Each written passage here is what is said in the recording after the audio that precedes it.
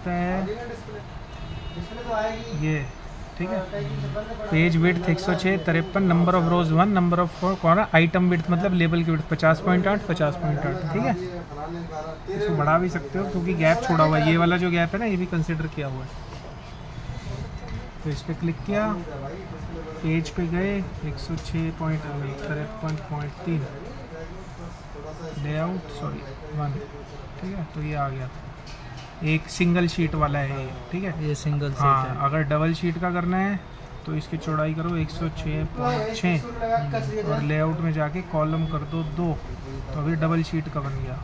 इसको ओके करो, फाइल में जाके प्रिंट करो, जितने भी लेबल निकालने हैं, 2 निकालने हैं, 3 निकालने हैं, जैसे हम 4 निकालते हैं तो आपके 4 स्टिकर मोनार्क के निकल जाएंगे।